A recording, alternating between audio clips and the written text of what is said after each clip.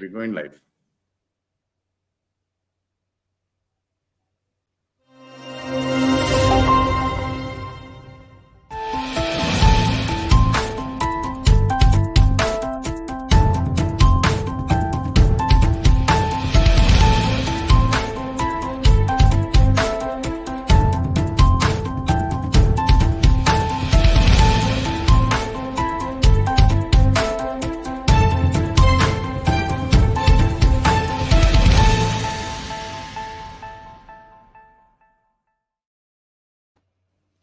You're watching Talking Point on StratNews Global. I'm Amitabh Revi.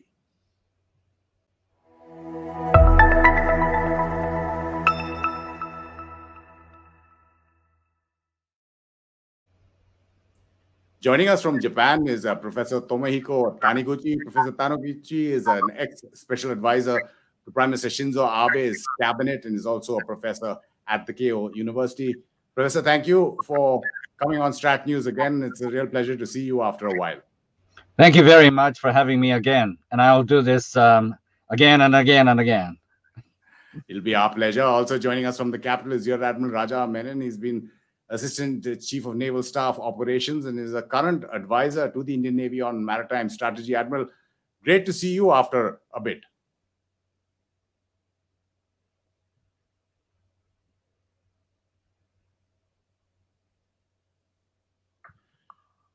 Professor, just coming to you, there has been disengagement over the last 48 hours on the northern border with Tibet in Ladakh. The India and Chinese army troops and armor has been moving back.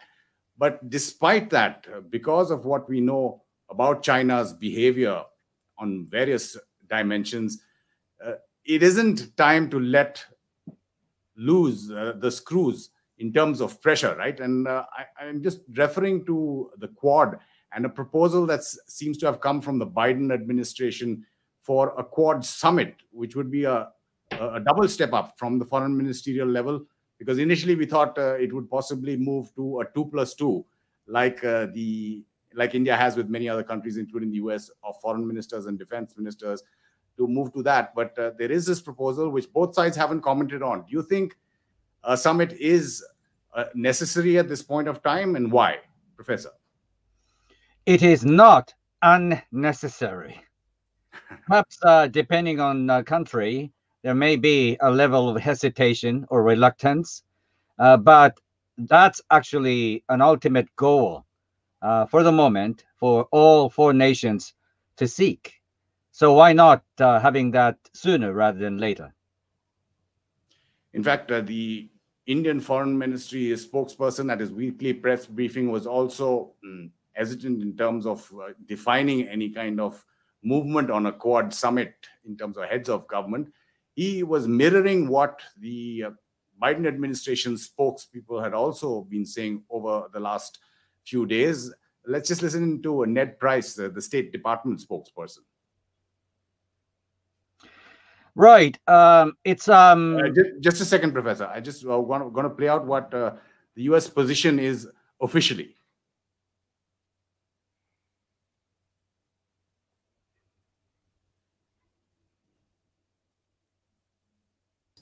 We are concerned by Beijing's pattern of ongoing attempts to intimidate its neighbors.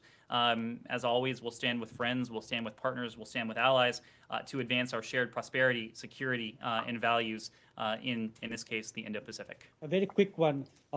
Is a Quad summit in the works?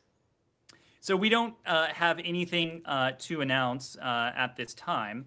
What I would say generally is that the Quad is a key example of the United States and our closest partners, including in this case India, pulling together for the good of free and open Indo-Pacific region.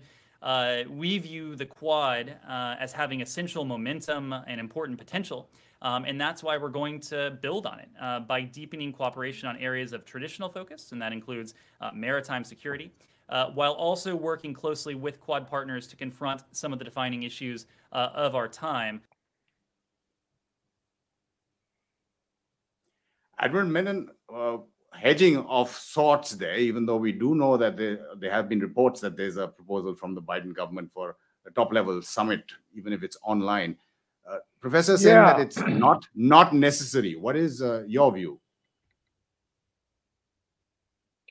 Yes. Amitabh, I like that that caption that came on the screen before we started, which said, "Supremacy at sea."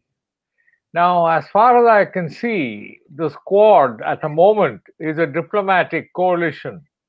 Now, diplomacy is good, but not enough. I think we uniformed people should be giving an agenda to the leaders of the country if they are going to meet on Quad.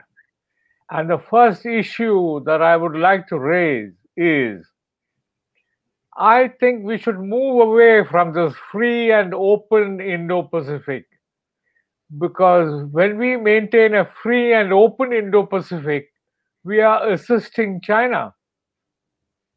China is the biggest user of the Indo-Pacific. Why should we be doing the job for them? Now, that is a major question I would like to raise. Professor, would you like to take that a step further? You said it's not necessary to have a Quad summit, but in terms of the Quad and its military agenda, how do they mesh with the diplomatic steps, as the Admiral was pointing out there? When that idea came out of the Japanese administration headed by Shinzō Abe, the notion was all about geostrategic security. There are many, many echelons under the same headline of Indo-Pacific, free and open Indo-Pacific. You can talk about COVID-19, you can talk about many other things, but the bottom line of everything is to provide security over seas, not over land. And here comes an importance of 4 maritime great democracies coming together: India, Australia, Japan, and the United States. Once again, the notion, the bottom line of that is about providing security in the seas. Security in the seas, Admiral, you were talking about taking it even a step further, and why, and even dump or junk this free and open Indo-Pacific. Isn't that taking it a step too far? No, I don't think so, because the security of sea lines is an old strategic concept propagated by Mahan at the turn of the 19th century. I think the world has moved away from the Mahanian world, and navies are today seeking new roles. And I think the roles should reflect the fact that China is becoming increasingly assertive and aggressive. And there is a need to curb the aggression of China, which I don't think we can do by helping China maintain the security of its sea lanes. The Indo-Pacific sea lines are largely Chinese, and I don't see why the Quad should be doing the work of China in maintaining the security of sea lines. I know this is a revolutionary thought.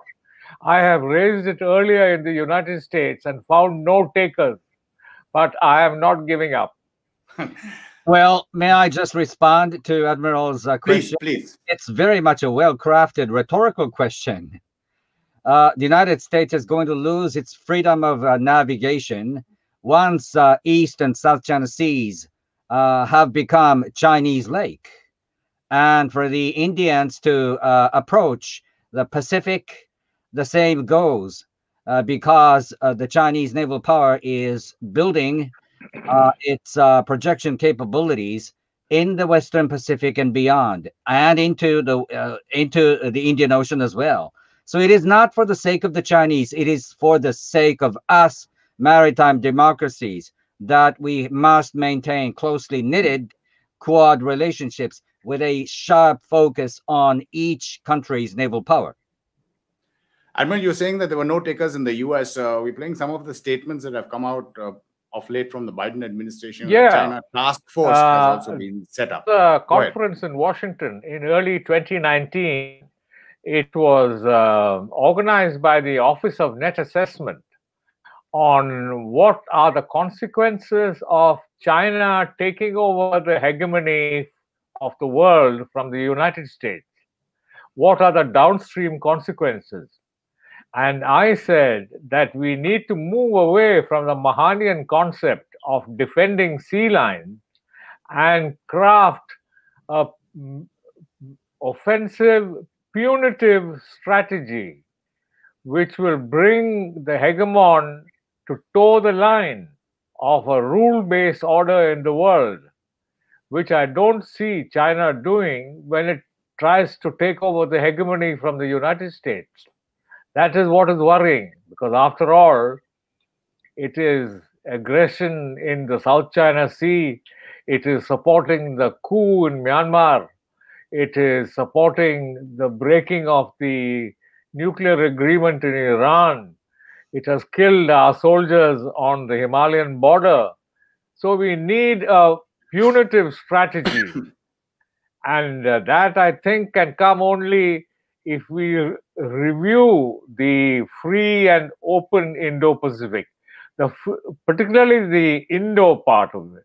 I agree with Professor Taniguchi that the South China Sea has already been entered in by China. But there also, I am aware that there is an American strategy called the air-sea strategy, which again is an offensive strategy. So I need to think, I see that there is a need to be a little more offensive against an aggressive China. I just take some of the comments from our viewers, which Professor Taniguchi can then go on to talk about. UT says, I think Shinzō Abe was the leader of the decade. Now, if I can let out what a small little bird, Dicky Bird, told me, that Professor Taniguchi was in fact the speechwriter for that Confluence of Two Seas speech that Shinzō gave in India's parliament. That was really visionary, though, Professor Taniguchi. 2007, visualizing what China would do and what was needed to constrain it. When you say that someone wrote a speech for the leader of the nation, it means that the leader had the original idea. And the same went with the Confluence of the Two Seas speech. Shinzō Abe, that I served, was a born strategist, and especially India has always cut a very much important niche in his mind and brain and in his thinking of geostrategic situations. Back in 2007, the Chinese naval power was smaller than it is today, but the tendency was already clear. And the Chinese ambitions had become already very much noticeable and clear. And Japan is an island nation, dependent very much on sea-going trade connections. So it is in the genes of the Japanese when it comes to providing securities throughout the long stretch of sea lines of commerce. Japan needs to work with someone else. In addition to its long cherished partner of the United States, Japan sought to get closer first to India. And that culminated in the speech that you mentioned, Amitabh. Yes. Admiral, now, when it comes to the Quad, you've stated your views on that, but the current manifestation of the maritime dimension of the Quad with the Malabar exercises that Australia finally rejoined after more than 13 years in November 2020, you feel that even that is too less a signal, right? Yeah, I think Professor Taniguchi made a very valid point, because I was in Japan, I think, during the days when the Quad idea was being mooted by Mr. Abe. I had the pleasure of sitting with him on a panel in the JIIA, and I agree that Mr. Abe was way ahead of his time when he mooted this idea. But I would just like to point out that there is one particular strength which the Japanese Maritime Self-Defense Force, which makes it probably the strongest navy with maritime patrol aircraft. The Japanese Maritime Self-Defense Force has as many four-engined maritime patrol aircraft as it has warships. And I think that is the direction we should be going in, because after all, we don't have a NATO kind of alliance where an attack on one is an attack on everyone. We are not an alliance like NATO. We are a coalition. But as far as coalitions are concerned, how far can we push the military idea? I have some views on that, which I will elaborate later. Sure. Professor, just coming to you, there's a specific question from Shiva Tyson, which says, Mr. Tomohiko, how do you think Japan should resolve the issue of the Senkaku Islands, and does the Quad help resolve that issue? We must raise the bar continuously so that the Chinese should not resort to any provocation militarily. In order for you to stop China from making further provocations against your own territory, you need to beef up your own security provision, which the Japanese government is doing, but you also need to beef up your collective security, collective defense capabilities with its treaty-bound ally, in this case, the United States. It's very much an encouraging development that in addition to India and Australia, European powers such as the United Kingdom and France have come to subscribe to the idea of a free and open Indo-Pacific. And it's going to help Japan assert its own legitimacy towards maritime territory. But very few people in Japan expect that when it comes to real hostilities erupting, no country other than the United States would come to help Japan, because the United States is treaty bound. But it does not mean that India, Australia are not important. Quite the opposite is the case. By raising concerns and voices together, India, Australia, the United States, and other European countries could continue to send a very powerful signal to the Chinese. And that applies also to Sino-India border conflicts. Yeah, we can play out some of those pictures of Malabar 2020 when Australia finally joined after 13 years. Well, I ask Admiral Menon the next question. Admiral, you said you had a lot of views on the Quad.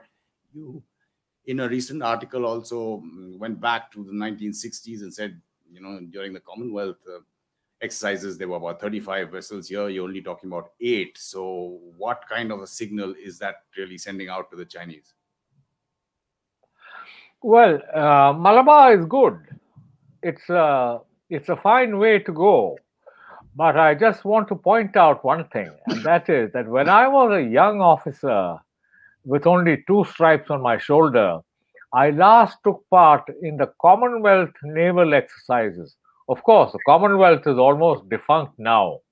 But in 1965, the last Commonwealth exercises, which was conducted in the Andaman Sea, had 32 ships taking part.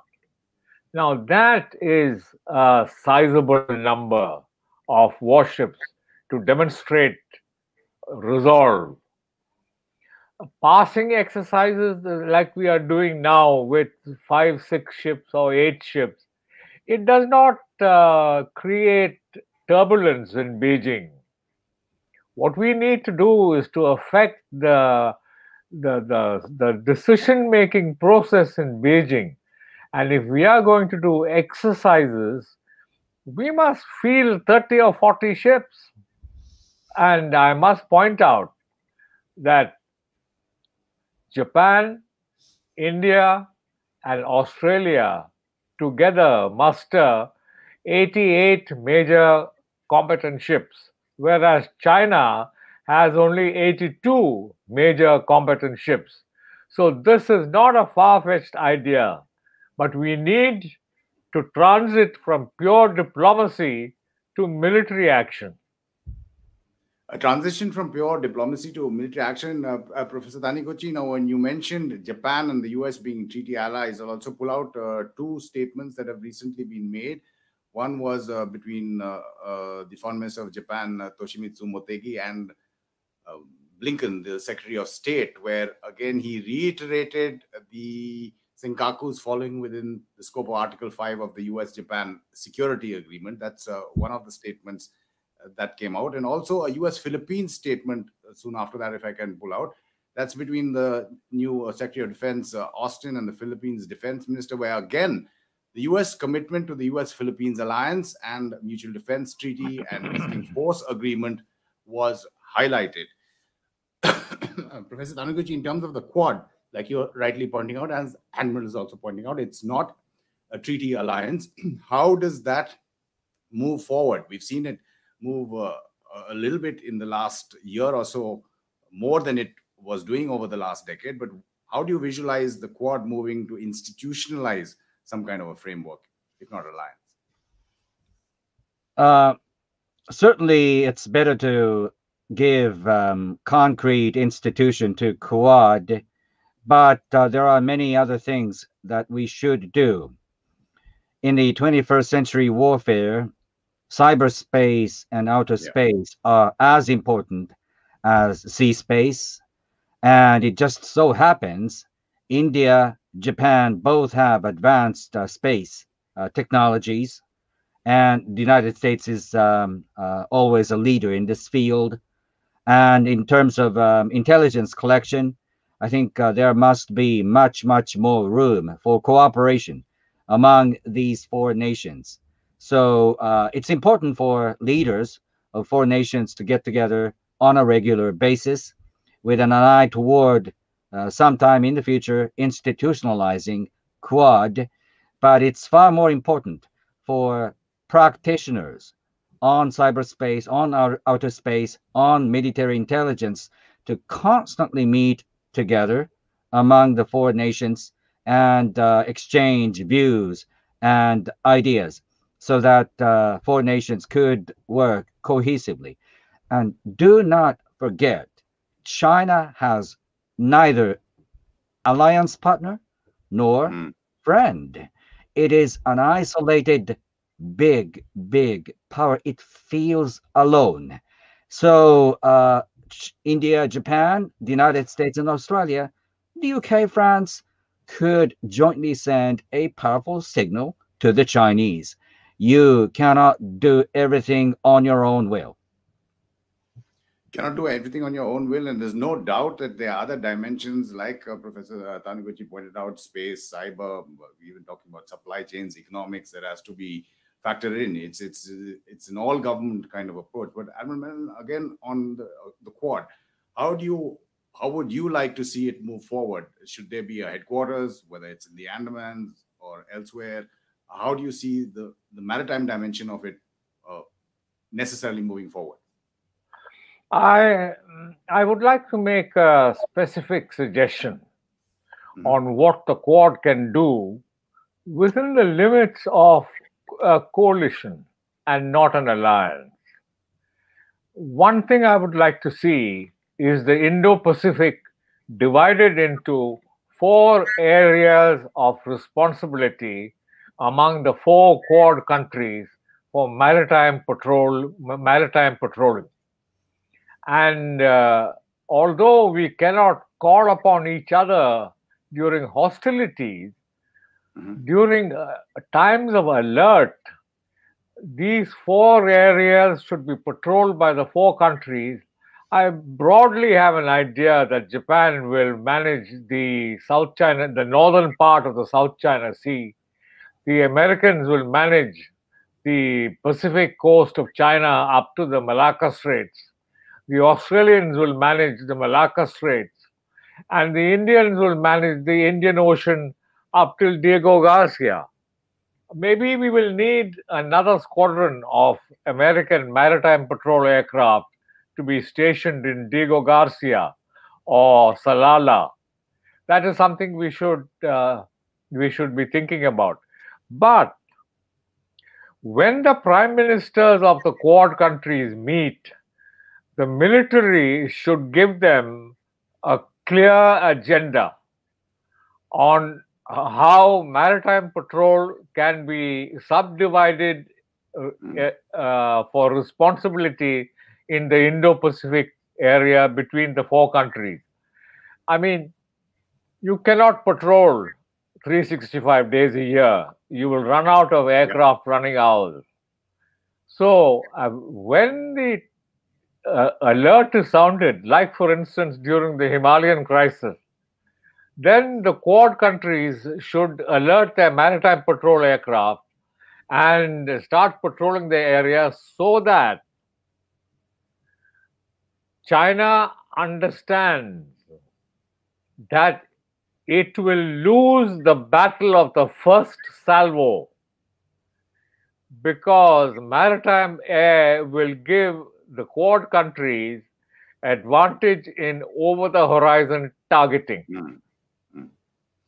Professor Taniguchi, your thoughts on how there should be a plan in terms of, like the Admiral is pointing out, quadrants possibly all the way from the East China Sea to the Western Indian Ocean, where responsibility is affixed. I was not nodding like this while I was listening to Admiral Menon's brilliant description. I was thinking of making everything de facto rather than de jure. It's not something that four leaders of Quad nations sitting together and signing a treaty or document of any kind, pronouncing that these are the things that we ought to do in times of contingency and crisis.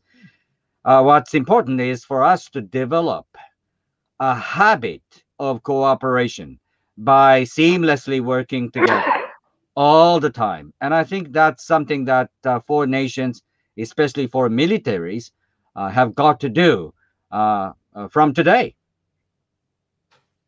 Admiral, I just you were talking about, say, Nexus Squadron needed. I'm just trying to find some of the questions that had come in. If I can't, then we can pull out some of the statements and say, what about France? I mean, France is not part of the Quad, but of late we've even seen a nuclear submarine in the South China Sea. France has an Indo-Pacific strategy which is laid out along with Germany and the UK, but leave them apart for now. France and the cooperation between India and France, do you see that moving forward? The question, I guess, is can we enlarge the Quad to other countries as well, not only France, but in Southeast Asia?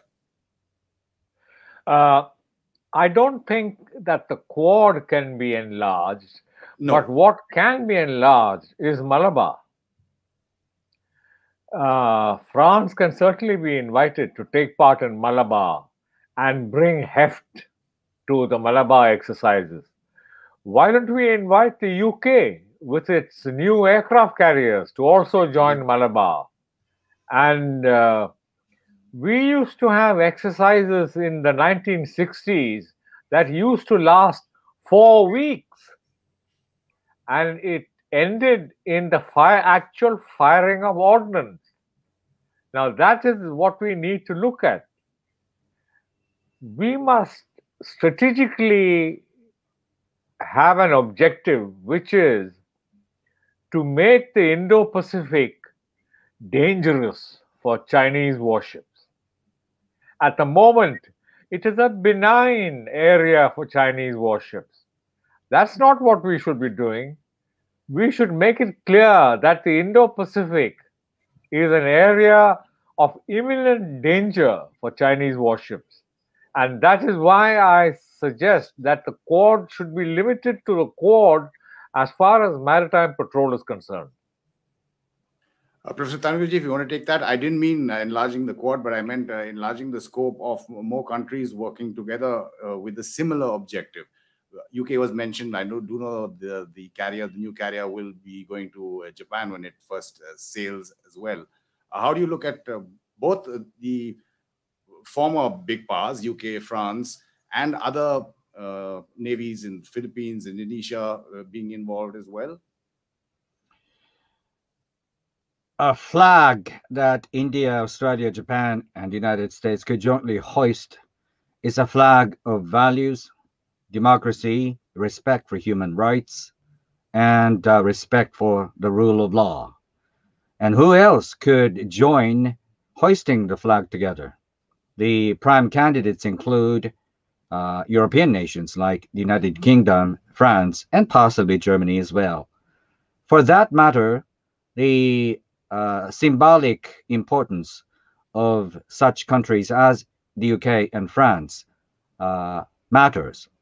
But when it comes to ratcheting up our military capabilities, it all comes down to what the Quad nations could do. And let me just remind the viewers of unique characteristics that naval assets have. You need to fuel your boats and ships in the port or at sea. Sailors need to be fed, ported, or at sea.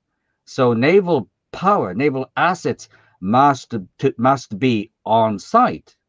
And I think Admiral Menon's point is well taken. If indeed the Indo-Pacific region sees a constant presence of ships of UK flag, French flag, and so on and so forth, the Chinese must behave more cautiously. And I think that's the signal that the Quad nations must continue to send to the Chinese. Professor Tomohiko Taniguchi, I absolutely appreciate your time, insights. And by time, I mean, I know it's extremely late there. Thank you so much for joining us again on StratNews, Professor. Thank you very much. And Admiral Raja Menon, absolute pleasure to host you for the first time. And like we started the show with Professor Taniguchi saying that he hopes to come on many more times. We hope to host you also many more times. Thanks, Admiral. Thank you. And I look forward to seeing you again, Professor. I like your acute sense of security, Admiral Menon, backed by your long-standing experiences. I learned your Commonwealth exercise, and that was very much eye-opening. Thank you very much. It is an absolute pleasure having both of you, and we took some of those comments, even though they didn't relate to the show. And Bari, we thank you for that super sticker of yours. Thank all the other comments. Most of them we haven't been able to take, but do keep flooding us with more questions and suggestions on StratNews Global. You can also help us, support us financially by going onto our website, StratNews Global. Do also follow our social media handles on Twitter, Facebook, and Instagram for the latest news and analysis, strategic and foreign policy, as well as defense and security on StratNews Global. This is StratNews Global, and you've been watching Talking Point. I'm Amitabh.